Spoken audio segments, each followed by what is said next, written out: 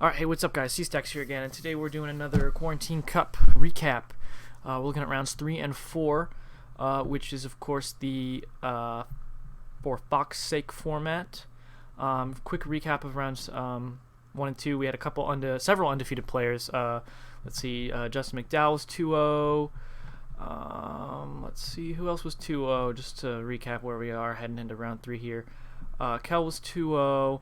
Nick Melberg is 2-0, Thomas Skirk was 2-0, Adrian's 2-0, David Robbins is 2-0, and Patrick Lenahan is 2-0, coming out of round 2 and into round 3. So, as I said, rounds 3 and 4 are the for Fox's sake format, which, if you guys don't know, is a format where you can mix photographic and illustrated cards, but we're only playing with Fox properties, so that includes aliens, predators, or alien battles, predator battles, Buffy battles, and X-Files battles. You can play those cards, and you can mix photographic and illustrated universes, but you can't play any Marvel cards. So a really cool, really interesting format. Yeah, let's take a look at how it went here. So first we're going to look at the decks that were played. I'll hover over the pairings and what happened, the results here. But first we'll look at the decks here. So this is round 3, the first round of For Fox's Sake for the Quarantine Cup. We have 5 Masters, Master being the most played deck here. 3 Harrigan, 3 Buffy, 3 Dutch, 1 Robert Patrick Modell, 1 Warrant Officer, only 1 Warrant Officer Ripley, 1 Bark Bros, 1 Mare, and 1 Mr. Black and 1 Ghost. The Mare deck, it's worth noting that we banned the Parallel Dimension interaction for this, so this Mare deck didn't have Parallel Dimension in it. So yeah, interesting to see Master be the most represented deck here. I would have expected something like a Warrant Officer Ripley or Tombs, which didn't get played at all this round. But the cool thing about Master is that he auto wins against those other 2 decks that I was talking about. So I think maybe these people were also expecting to see some Warrant Officer and maybe something like Tombs or Ghost or something, and Master just flat out wins that matchup. So let's see how it went, because the most popular decks doesn't end up being the best deck, I guess. So I've also realized that challenge. Let me go ahead and pull up the tournament as well. They do the table numbers backwards, so I think the top ranked people are at the bottom here. I don't know why challenge does it that way. Anyway, so here at quote-unquote table 1, so Mr. Ben beat Robert Patrick Modell with Buffy. We streamed this match, actually, and I didn't realize at the time that Robert Patrick Modell can steal you and use your power for free. So Buffy at level 2 can slay main characters, but then she dies at the end of the turn. So you're legit that close. You're just auto losing against Robert Patrick Modell, but it didn't happen. So Buffy beats Robert Patrick Modell.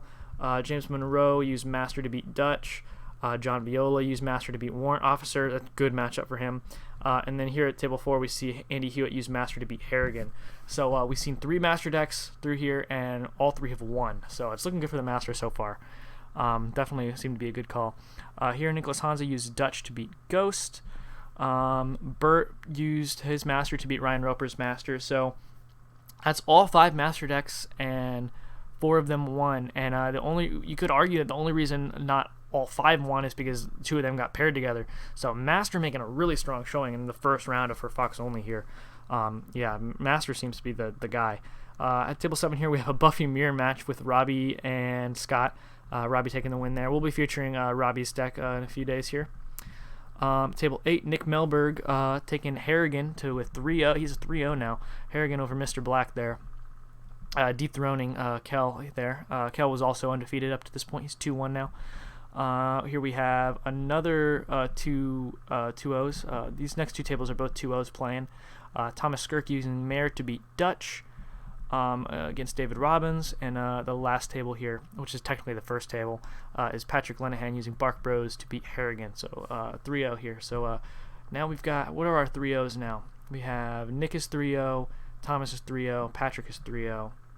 Alright, so and again, here's the breakdown.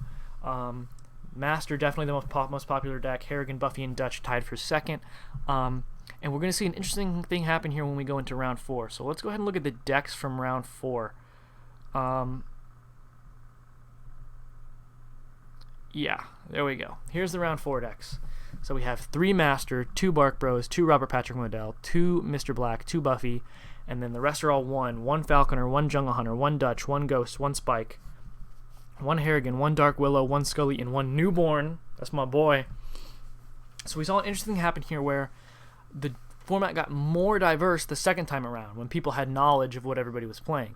Because that's the opposite of what we saw, if you'll remember, in rounds 1 and 2 with the Outer Space format. It started out very diverse for the most part. Adam Warlock was the most played deck, but a lot of one-ofs in there. And then it got more narrow in round 2 when people had knowledge. It got much more focused on Warlock and Warlock hate decks. It got much less diverse. We saw the opposite happen here, and for Fox only, where it was a couple of popular decks. It's very top heavy up here, and then after this round, when decks were posted and there was public knowledge of what people were playing, and you can switch decks between rounds, the format got more diverse the second time around. So that was really interesting to see. I don't know if that's indicative of the format or people's approach changing through the rounds, but that was really cool to see. So Master's still the most represented deck here, but only with 3. And then we got Bark Bros, Robert Patrick Modell, which has a great matchup against Master because you can use his power against himself. Mr. Black, Buffy, all those tied for second, and then all these one-ofs. Really cool stuff to see. I love Scully. I love Newborn, especially in this format. It was so shocking to see Newborn. Anyway, let's go ahead and go over the matchups here. So we got Seth Viola uses Jungle Hunter to beat Justin McDowell's Ghost. They're both 2/2. Robbie Stewart with Buffy again. He used the same list both times. A lot of people switched it up, but Robbie played the same deck both times, and he went 2-0 with Buffy, which is cool to see. Beat Falconer. Bert taking Master again to beat Francisco's Mr. Black. Nick Hanza here used Dutch to beat Spike. Scott Cozzolino using Bark Bros to beat Scully. Cool to see Scully here, but Roper's 0-4. Not looking good, but really cool to see Scully. I think she loses a lot of her toys, though, is the problem with Scully in this format. So she loses... what's that new? I don't remember the name of the new. Everywhere I go, I see his face. Is that the name of that new villains card that lets you remove guys? Yeah, she loses that. She does. I had a Buffy list or a Scully list that I was messing around with Ovomorphs, because when you face hug and take something, that's removing a card from the game. I wonder. I'd be curious to see what the Scully list was like. So David Robbins coming back, still a 3-1. Used Robert Patrick Modell to beat the Master. A great matchup for RPM. Mr. Ben here with Dark Willow. Really cool to see Dark Willow against the Master. Beating the Master. Nice. Good. Adrian Torres. Yeah, there we go. Adrian Torres was the one who played Newborn to beat Mr. Black. Astounding to see Newborn in this format, because I love Newborn, but I don't know how you play it without Leader. I just don't see it. I mean, you can kind of reload your hand with the Salivating Xenomorph, and I mean... the Lone Gunman could maybe go a long way to reloading your hand, but like you have to draw back up. You have to draw the Lone Gunman after dumping your hand. But I guess maybe it was just like a super hard aggro deck, level quick. Really cool to see that. Love to see that. And then Patrick Lenahan going 4-0 now with Bark Bros. This is another match we streamed. Beat Andy Hewitt's RPM. And then the last table here, Thomas Skirk is still 4-0 with Buffy over Harrigan, taking down Nick Melberg to a 3-1. So here after round 4, we've got 2 4-0s. It's Patrick Lenahan and Thomas Skirk. I don't think they got paired up for the next round, and I'll show you the pairings for the next round. I think we're probably almost even done with round 5. Yeah, so here's round 5.